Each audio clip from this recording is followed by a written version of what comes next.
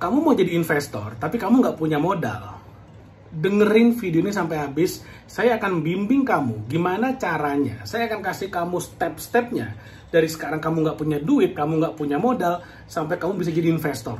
Setelah kamu jadi investor, kamu punya aset, aset menghasilkan passive income, kamu gulung terus sampai kamu menjadi bebas finansial.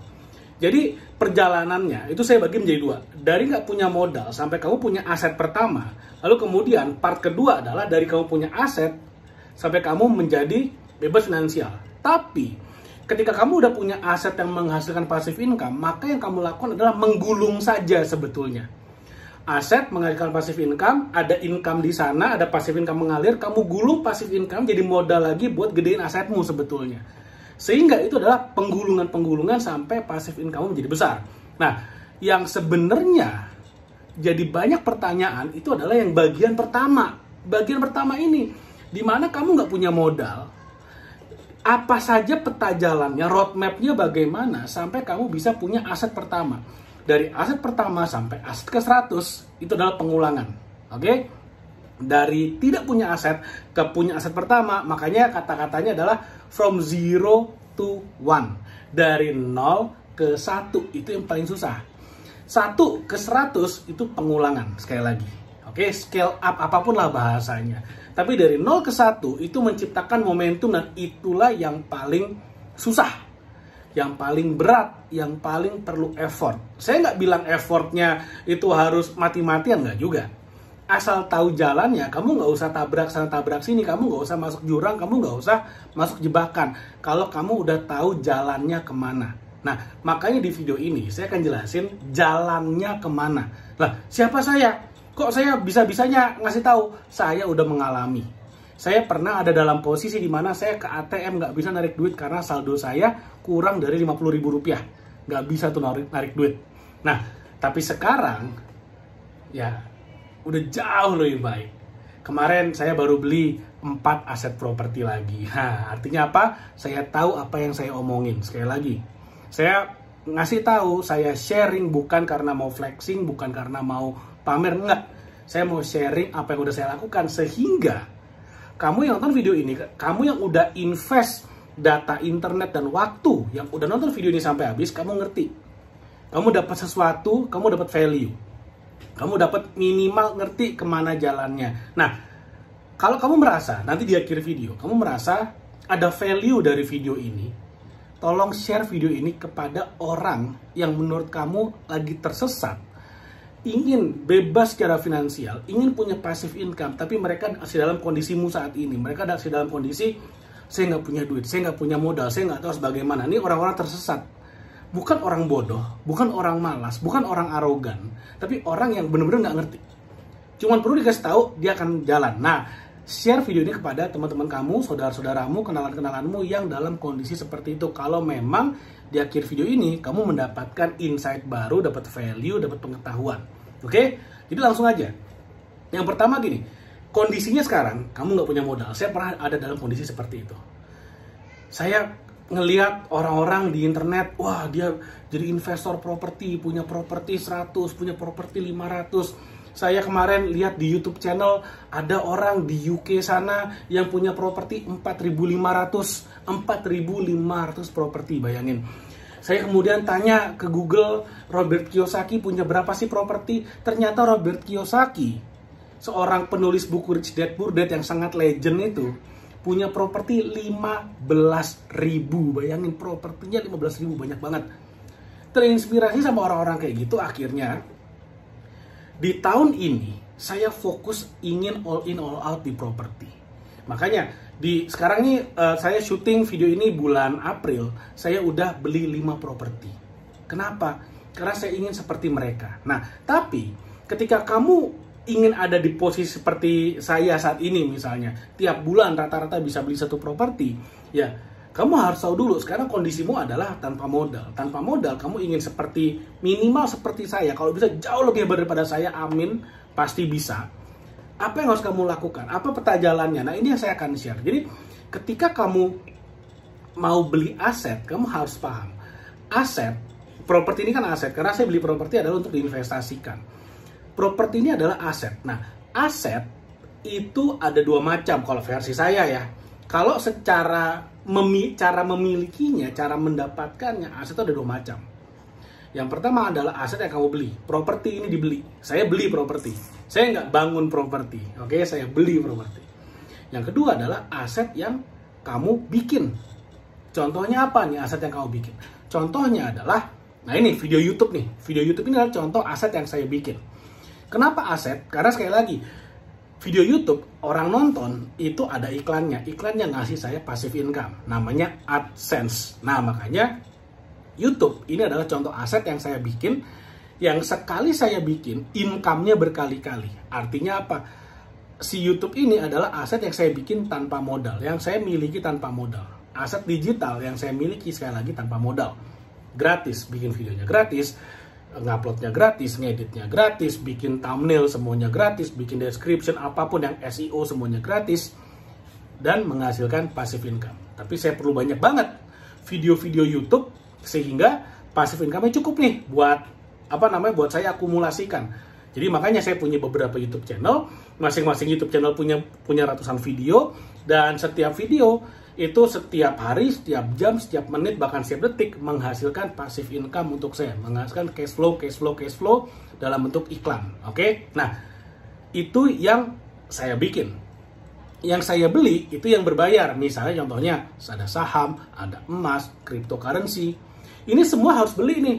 Misalnya nih, kamu mau punya saham Bank BCA. Oke, BBCA kamu mau beli nih.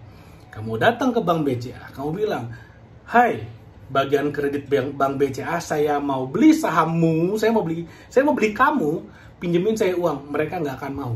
Mereka nggak akan mau minjemin kamu uang untuk beli saham yang notabene adalah saham dirinya sendiri.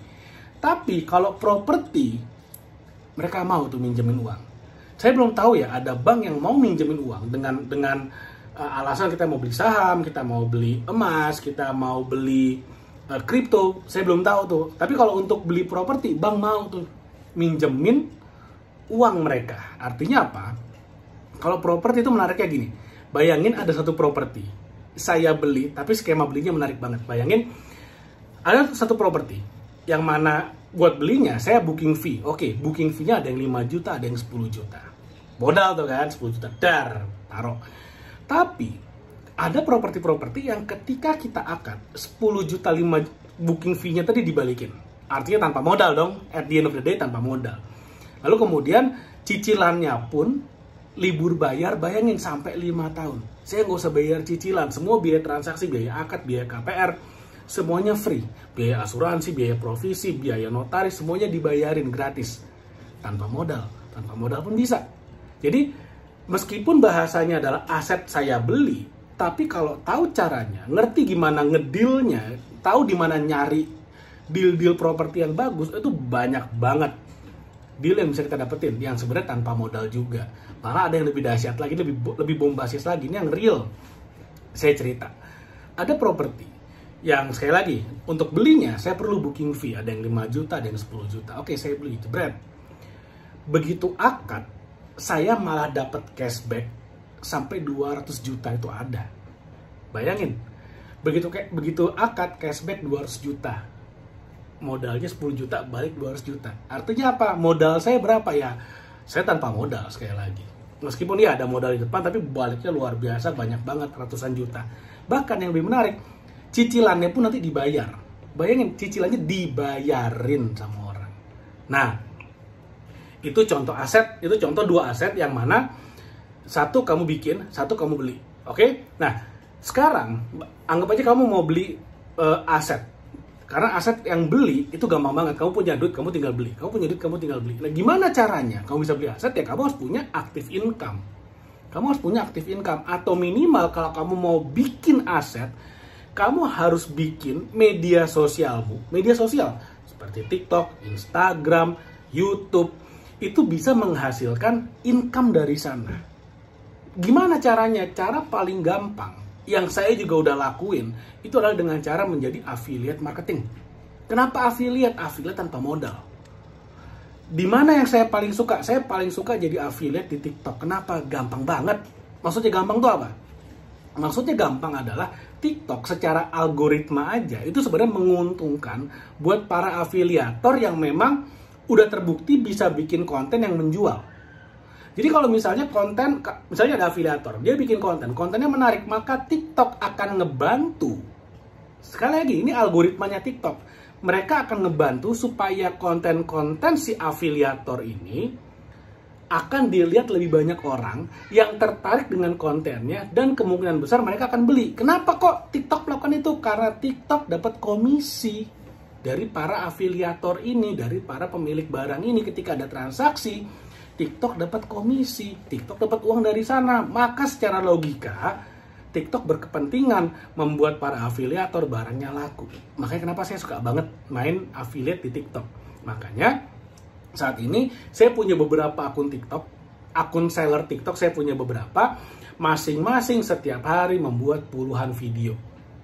Apakah saya mengerjakan? Tentu saja tidak. Saya sekarang udah punya tim tuh lengkap tuh. Dulu iya benar, dulu saya bikin semua sendiri dulu.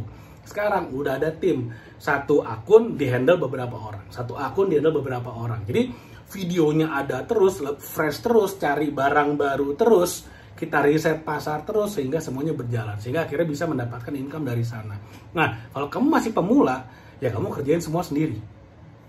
Bikin akun gratis, daftar jadi seller gratis, cari barang gratis, lalu kemudian bikin konten gratis. Tapi ingat, konten harus konten yang menjual, konten yang marketing, bukan konten yang sekedar orang suka ngeliat doang, tapi suka dilihat oleh orang yang memang target market. Itu beda tuh. Yang pertama bikin konten, yang kedua bikin konten tapi untuk jualan. Itu adalah hal yang berbeda. Makanya kamu harus belajar yang kedua tadi, yang bikin konten untuk jualan. Ketika kontenmu udah menjual, itu enak banget. Kamu tinggal duplikasi, misalnya contoh gini. Kamu bikin 50 konten. Dari 50 konten ternyata ada 3 nih yang laku, yang menghasilkan uang. Nah, dari sana kamu bisa lihat, oh 3 konten ini menarik. Ulangi bikin 50 konten dengan contoh konten yang 3 tadi yang menjual. Nah, di sanalah kamu ulang terus, kamu iterasi terus, diulang, diimprove sampai akhirnya kamu bisa buat 50 konten dan 50-50-nya itu menjual. Di sana udah enak banget. Udah enak banget. Bayangin 50 konten, FYP yang nonton banyak dan duitnya banyak. Nah, kamu bisa duplikasi itu. Mulai bisa rekrutin dan segala macamnya, kamu scale up, akhirnya kamu bisa punya bisnismu sendiri di sana.